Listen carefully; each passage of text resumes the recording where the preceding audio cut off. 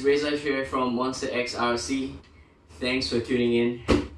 Guess what's right in front of me? I don't need to tell you.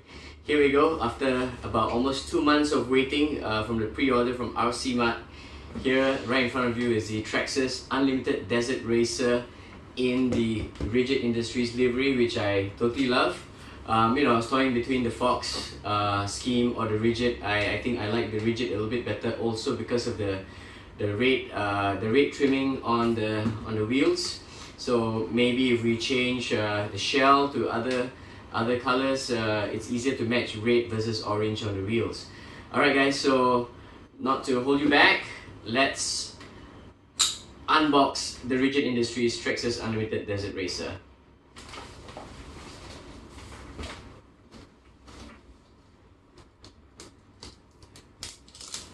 Now, you don't really need me to unbox the video for you, right? No, that takes too much time. It's slow. Right here, there you go. This is the Rigid Industries Traxxas Unlimited Desert Racer. So look, everybody's interested to see that suspension travel. There we go. I'm just gonna drop it on the table. Wow. One more time. Here we go. Check that out. It's so plush. I mean, I love it. Check it out. It's amazing. Now, this is literally my first time looking at it, but what I'll do is I will just go through with you based on my research, what has been happening in the Facebook groups and the YouTube videos. We'll go through the cons first, the stuff that breaks, and then we try and talk about managing our expectations with regards to this vehicle over here. Okay, so the common breakage points, I think if I'm just going to flip the truck on its side. Alright, so you can see this rear trailing arms here. So this rear trailing arms, these are the ones that break. Alright, so it breaks and separates right here in the middle. Alright, and or at the pivot balls itself. Okay, because it's made in one solid piece. They didn't make it in, with aluminum and the rod ends. So it's just one solid piece of plastic. So I think this is definitely a weak point if you bash the vehicle hard. Alright, so we'll talk about the durability from a different perspective later. Alright, so this is rear trailing arms. This is what breaks so far, I've been seeing on the videos. Next, if we come to the front of the vehicle, alright, is the A-arms over here, although stout, although thick, alright, in this section here, because they wanted it to give the scale look of how it really looks like the real vehicle.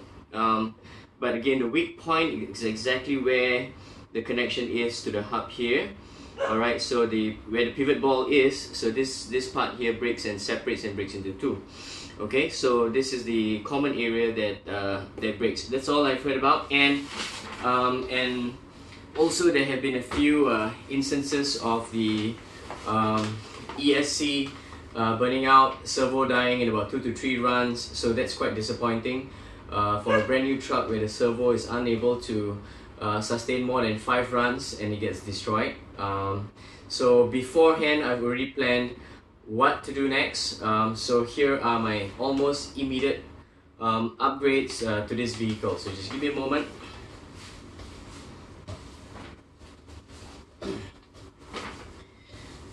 So these are my immediate upgrades. This servo has done me super well. It's the JX digital servo, PDI HV5932MG Metal Gear servo. Alright, so it's a cheap servo. It's roughly about Singapore dollars, maybe about 30 over Singapore dollars per servo, or $40 maybe maximum. It gives you 25 kg of stall torque at 6 volts. Okay, so this servo is good enough to turn monster truck wheels and tires on the Hobao Hyper MT. So I think on this vehicle it is not a problem. Okay, so this servo is a cheap budget servo. Speed is relatively good. It gives you at about 0.12 seconds at 6 volts, which is fantastic. Alright, next is the ESC. This is my go-to ESC for up to 6S. The quick run, the Hobbyman quick run 8BL150 is a 150 amp full spec 150M ESC, so you have about 11 to 12 settings or so that you can manage and play around with on this ESC. Radio, yep, Traxxas radio is good, but you have to buy the Bluetooth module and so on and so forth. I like everything that you can control on the transmitter. So I have here is the Radio-Link RC4GS. I just got this in the mail from AliExpress. I'm quite excited to try this out. I already have the FlySky GT3C, but I want to try something different for this vehicle because it gives a little bit better range, and also I think the response, the radio response between throttle to vehicle, steering to vehicle. So I'm quite excited to try this guy out. Okay, so these are your almost immediate upgrades to the Traxxas Unlimited Desert Racer. Okay, next thing we'll look at from the looks itself. I'll bring the camera later on. I'll put it on the gimbal and have a work around on the vehicle in just a few minutes. But right now we'll just take an overall look from the aesthetic perspective. All right. So from the front, you can read from the side. I mean, you can see all the you know, sponsor decals, which is beautifully placed. BF Goodrich, Rigid, Traxxas. You enjoy your huge logo so much, so you know, I'll get rid of this one and put some other decals in this guy. Alright, so from the side view, beautiful. If you look carefully in pictures, you'll see the awesome details on the tires here. Alright, so this tires, it says BF Goodrich. Alright, and let's turn this guy a little bit, maybe here, the front one. Yeah. So it says BF Goodrich. It doesn't say the Baja KR2, but the treads is pretty good. The tire compound, guys, I think this tire compound will last you quite a long time. It feels fairly stiff, not too soft, so I think it should work very well both road and off-road. Okay. What else? Let's look at the other scale details from the top here. Just flip the vehicle on the side. Alright, you can see the fire extinguishers, you can see the fans, whatever these things are, jerry cans maybe. These two spare tires, as we all know, if you watch tons of the videos now, these are actual replaceable tires and wheels for the vehicle. Another drive shaft here. Alright, and of course we can see the scale details on the inside, which we'll do a walk around later. Alright, from the front view, I hope my table is big enough. Okay, it doesn't drop. Just nice. Alright. So again, it's very sleek on the front. Very sleek on the front. I like what they've done here. So it gives you a few possibilities of mounting some LED lights here. You just have to find a way to run the wires, or even maybe just trim the shell in the front and fit some LEDs just right behind the bumpers here.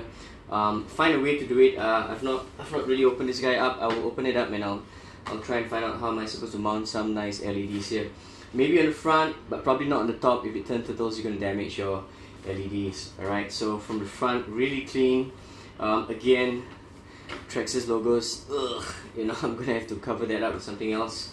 Again, the suspension travel on the front just looks brilliant.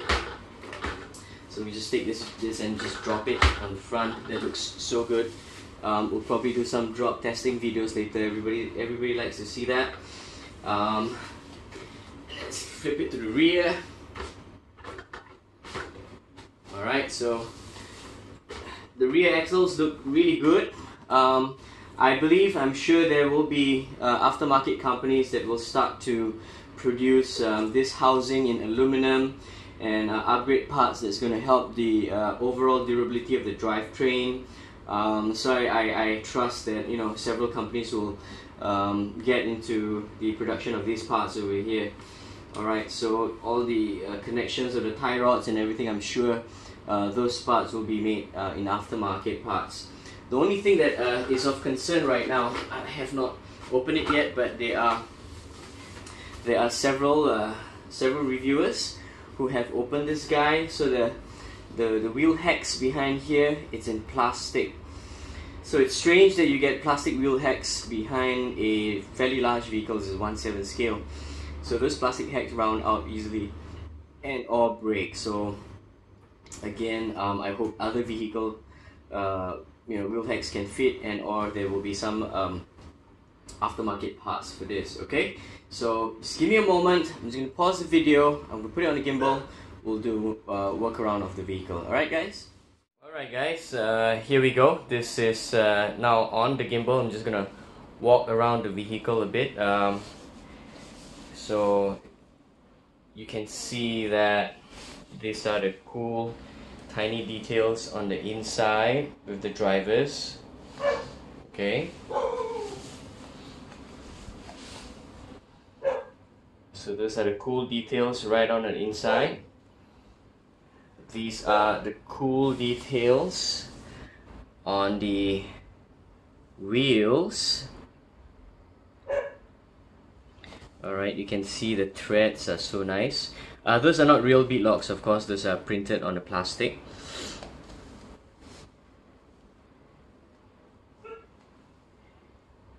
And then we're going to go around to the rear of the vehicle. Alright, so there we go, the rear of the vehicle. That's the axle right at the bottom.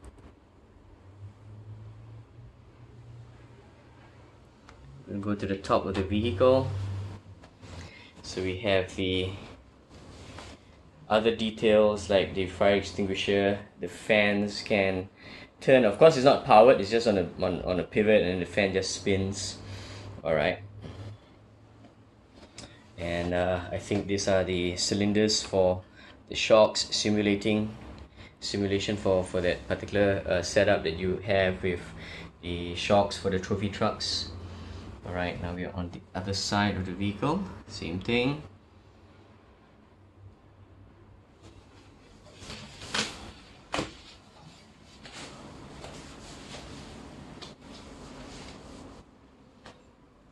Right, so overall it's a pretty looking vehicle.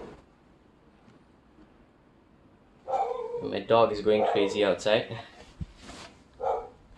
Alright, from here on, what I'll do is I'll do a vehicle to vehicle comparison with the X-Maxx, with the Baja Ray, and with the TR MP10E or the T-Magic E5 to show the scale and size difference. Alright folks, so just hang in there. We'll put the size comparison real soon. Okay, there we go. Now we have all four vehicles side by side. We have the X-Maxx right on the left side, the UDR in the middle, the Baja Ray right next to the UDR, and finally the T-Magic E5, which is a proper 10 scale. So we can see, if we just look at these two vehicles at the end here, the E5 and the Baja Ray, there is a significant size difference in terms of wheelbase. So the Baja Ray is really not a 10th scale per se. So the Baja Ray is actually close to an 8th scale. So the Baja Ray shell, if you look at it carefully and you have an 8th scale SCT, which is rare, so I do have the Hyper 8 SCE, Hobart Hyper 8 SCE, the wheelbase is actually exactly the same. So the Baja Ray and the Hyper 8 SCE is the same. The Baja Ray and the team associated SC8 8 scale short course truck is the same wheelbase. So the Baja Ray is a slightly longer 10 scale vehicle, so it's not a true 10 scale, which makes it quite challenging to fit other body shells on top of it. But we can see from the E5, which is a true 10 scale vehicle, to the Baja Ray. Now from the Baja Ray to the Rigid Industries Traxxas UDR. Now you can see the wheelbase. Just gonna bring the camera right there. Yep. The alignment of the wheelbase, this is right there. So this is the UDR. Okay, we can't see it, but you can see it from here. I'm going to bring the camera here, around top. There we go. You can see the difference from the top between the Baja Ray and the UDR. Of course, the Super Baja Ray is much larger than the UDR. We understand that. We have seen all the comparisons. Alright, I just want to show you with what I have at home. Okay, so now we have the X-Maxx versus the UDR. Okay, so let's bring the wheelbase closer to each other. There we go, guys. So the X-Maxx is like a 1/6 versus a 1/7, but again, scales are arbitrary, depends on what you're measuring it with and against. But you can see the size difference between the UDR and the X-Maxx. Definitely the X-Maxx is larger. We can see it from the front, the track width. Alright, that's the X-Maxx track width. There's the UDR track width. Now this track width of the Baja array is wider because you know, it's running the Axial Yeti Score BF Goodrich KR2s in here. So as I move to the side, alright, it's a nice nice group picture we have here, isn't it?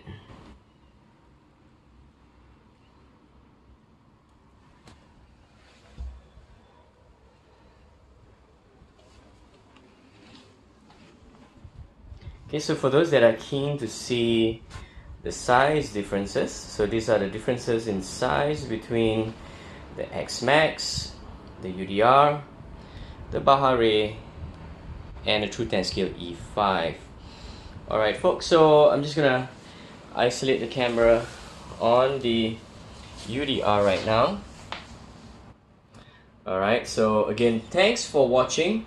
Alright, Reza here from Monster X RC, going to sign out soon. So what I'll do is I would like to switch out all the necessary electronics first and make sure that it's running. And I don't have any Traxxas plugs on my battery, so I definitely have to put it to Dean's or something else. I run below 6S, everything 6S and under is using Dean's.